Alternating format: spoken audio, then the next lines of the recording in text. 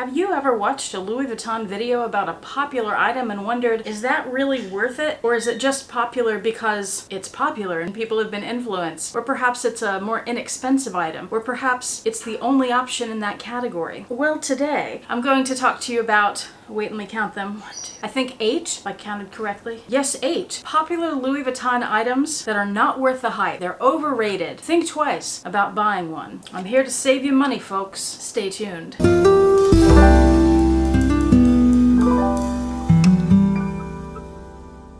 Hi YouTube, Autumn Beckman here. Welcome to my channel, or welcome back to my channel. My channel is all about luxury, living on a budget, from high-end luxury handbags and small goods to the everyday luxuries of life. If that sounds interesting to you, please make sure you subscribe, click the bell notification icon to be notified when I post new videos, and be sure to like the videos that you enjoy. And one of the perks of subscribing to my channel is you get to see my community posts on your YouTube homepage, where I post deals, discount codes, sales, and rare finds related to these beautiful things we love. Have you ever noticed that when I get to the rare finds, my finger always slips off my other finger? It happens like every single time. It's weird. Let's get right into this. 8 Louis Vuitton items that are popular and are also overrated. Item number 1, the Louis Vuitton 4 and 6 ring key holders. Yes, there are going to be people who like all of these items, or some of these items, or any number of these items that I'm mentioning, but a lot of people don't like them. And this is why on the pre-loved market, they're pretty easy to find for good prices, because people buy them, realize it doesn't really work for me, and then they sell them off. The 4 and 6 ring key holders are one of those items. They're really cute. They're pretty. When people show them on YouTube, they look nice, and your ugly keys get all hidden inside this pretty little Louis Vuitton package. And on the 6 ring key holder, it even holds cards, and that's all you need to leave the house. You don't even need that $3,000 Louis Vuitton bag you just bought. Leave that thing at home. I have tried this piece before, not the Louis Vuitton version. I tried a cheaper version, as I often do first when I'm not sure about something. I tried one from Kate Spade. I've told this story before. I wanted to love it, but there were several problems.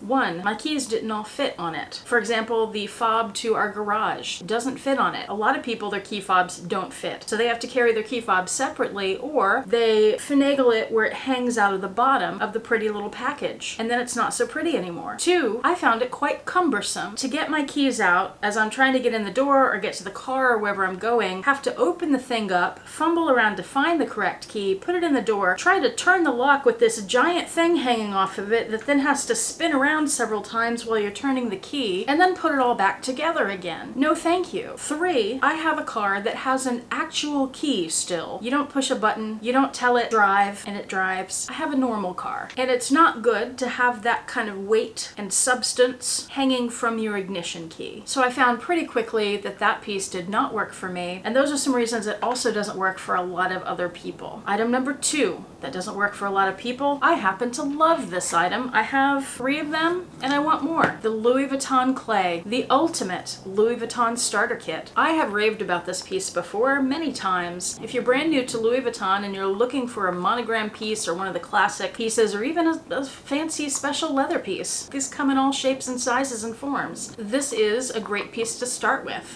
to give the brand a try. It's upwards of $300 now, not like when I bought them for $200, but I find them quite versatile. You unzip it. Inside, there's this magic thing here. It's a clasp. It can hold your keys, but you don't put keys on it because the Louis Vuitton metal's kind of cheap and all the gold will come off, so you don't do that with these pieces. It has this magic clasp where you pull this down. Come on. No, you push it up, and then you pull it out, and it's like on a spring, and you don't have to deal with breaking your fingernails on those ordinary round ones, and those don't work, and they hurt. And then you get your key on, and then it's stretched out forever, right? Not with this. This you can hang from a bag. You just put it there, pretend this is hanging from a bag. It's a beautiful little bag charm. And then inside, you can keep keys. I sometimes do that. But usually what I use this for is a little tiny wallet. It fits cards perfectly, and you can get a nice stack of cards in here. You can also fold up cash and put it in there. You could use it for coins, or you could use it for earbuds, or any number of things. Very versatile piece. And if you don't want the magic clasp out, you just tuck that inside. And it disappears magically. Item number 3 that disappoints a lot of people. another of my favorites, the Louis Vuitton Agenda in the PM size. I have found in my years of experience in this world of Louis Vuitton loving, I have found that when somebody is interested in a Louis Vuitton Agenda, they often start with the PM size. It's a decent price point, it's small, compact, it fits in your purse. However, they find immediately that it is way too small to be able to do anything with, particularly the tiny, tiny little rings. So when you go to turn your pages, the insides of the pages bump into each other. It's very frustrating. So they move up, wait for it, to the MM size. Here's a comparison in case you've never seen them together. But then people find that these pages are just far too narrow to write anything of substance on. So then, wait for it, they move up to the GM size. Here's that comparison. The A5 size. And this is the perfect size for somebody who is actually into agendas and actually has things to do that they need to write down, because the paper is the right size. Now the agenda is big and it's heavy and it's not something you can carry around in your purse easily, and it's not something that you can hand hold and stand and write notes very easily. Actually, it's not that bad. What is more difficult to stand and write notes with in the Louis Vuitton Agenda Journey is the desk agenda from Louis Vuitton. This one, it's quite floppy, and that is very difficult to write notes, especially if you have a notebook on either side like I do, and then it just really, really flops around. But let's get back to the point. People get rid of this because they find it too small and cumbersome. What I have found as my solution to actually using this thing every day is I get the day on one page calendar. On those pages, I just do to-do list, and then I keep my actual agenda in a different notebook, because this is too small to write down everything I have to do every day. I can write like YouTube agenda list, or I can write grocery lists if I need to go shopping that day. And it is absolutely perfect for that. Now with the day on one page, you can't fit an entire year in here at a time. You do it quarterly, so 3 months at a time. And that, my friends, is a great excuse to get a few more of these, because there are tons of different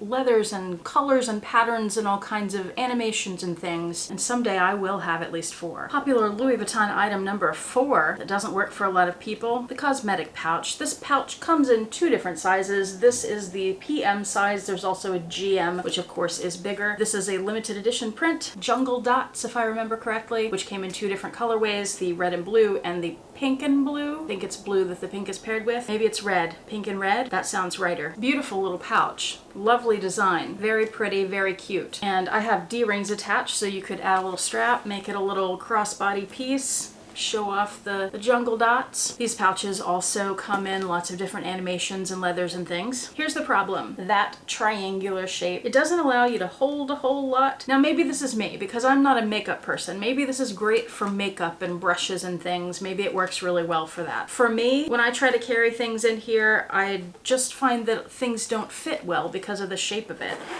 And so I never reach for it, and it's just one of those pieces that sits in my closet and looks pretty. I could certainly make myself use it, but shouldn't really have to do that with any piece you own, luxury or not. Now the next 4 are pieces I do not own, because I know better. Number 5 is the Keepall. This is basically the giant Speedy, or the Speedy is the mini Keepall to be more accurate. The Keepall is the big duffel bag from Louis Vuitton, and this is a piece that a lot of people love to have because it's iconic. It's not that terribly expensive, relatively speaking, to other prices at Louis Vuitton, and it's something fun to have when you travel or you have little overnight trips. However, if you get the one without the strap, the shoulder strap, which is the cheapest, just the handheld, I have heard through the YouTube grapevine that those Keepalls, once you start putting things in them, get very, very heavy very, very quickly. And when you're hand holding, or even if you have the shoulder strap and you're carrying it through the airport and you have to walk a mile like you do at our airport, you're in pain by the end of it, and you're wishing that you had a regular suitcase on wheels. Also, storing those things, they're so big, and yes, technically they fold flat, but really, do you want to keep your expensive Louis Vuitton bag folded flat? Like, how many of you that have a Speedy fold your Speedy flat for storage? Probably none of you, because it gets those creases in it, and you don't want to do that. That can lead to cracking down the line. So you want to keep it not folded. I think that's called unfolded, and you want to keep it stuffed so it keeps its shape and looks pretty, and you know, it's just a piece that's not worth it. Number 6, now this is really more more of a personal preference for me, so I don't know how many of you will agree with me, but the Alma bag from Louis Vuitton, that's the domed shape handbag, and I don't like it for exactly the same reasons as I don't like this domed shape one. The shape of the bag, just when I put things in it, doesn't work for me. Now, something with the Alma that I don't like even more is that it has 2 zippers. So now not only do you have this weird bag that you have to deal with corners. I hate zippers that go around corners. That's so cumbersome. Why was that even invented? No zipper should ever have to go around a corner. Anyway, you've got this bag and now you have to do both sides, and then you have to open the thing up and it's got these flaps on the side inside the zipper so your stuff doesn't fall out. Like, that's a sign of bad design right there if you need flaps to keep your stuff from falling out. I'm joking a little bit, but I just don't like the Alma bag. I think it's pretty when it's zipped up and it's not overstuffed and it's just sitting there.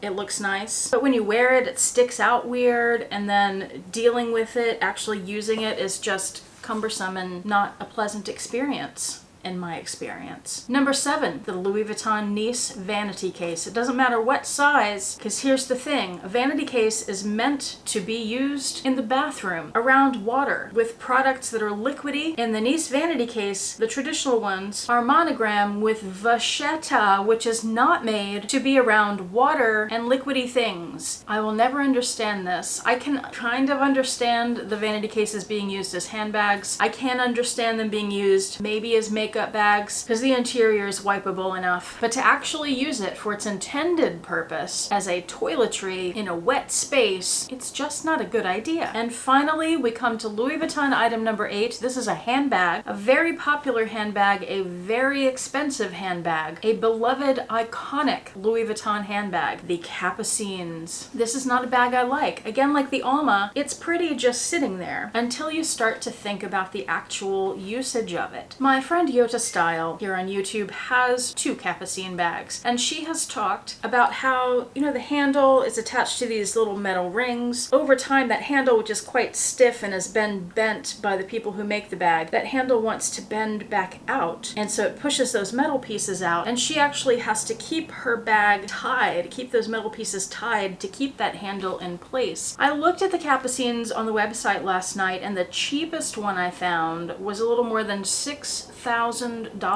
Unless you are into bondage like Winnie B. LV, you should not have to tie up your handbag, your $6,000+ handbag, to keep it in the basic shape it's meant to be. That's just wrong. Also, I saw a YouTuber a while back with her Capucine, and it had a shoulder strap, and it attached, use this as an example, instead of having a D-ring on either side where the bag hung evenly, it was one of those things where there's a D-ring on this corner and another D-ring on the opposite diagonal corner. So when you pick the bag up and you're wearing it, the bag twists and doesn't keep its shape. And also in this case, the D-rings, if I remember this correctly, were not attached to the leather. They were attached to like the interior lining, and it was kind of pulling up on the lining. Just really terrible design for $6,000+. And it's just mind-blowing to me that things like that have not yet been corrected by the designers at Louis Vuitton. And the last thing I don't like about the Capucine, actually there are more things. I also don't like the flap. It's supposed to be a flap that you can tuck into the inside of the bag, and it looks very nice like that, and it leaves the little LV logo showing on the front. But you're also supposed to be able to have that flap out and cover the LV logo, but there's no way to clasp it to the front of the bag, so it just kind of sticks out and flaps around like this, and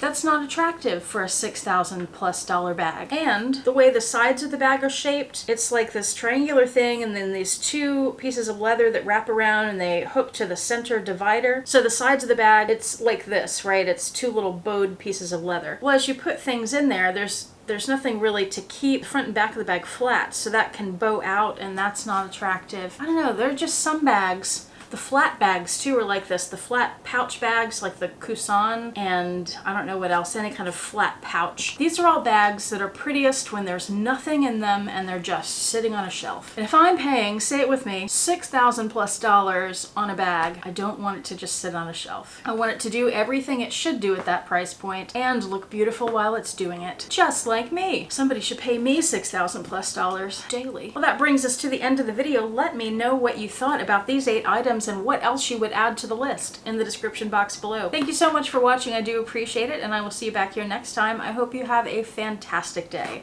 Bye.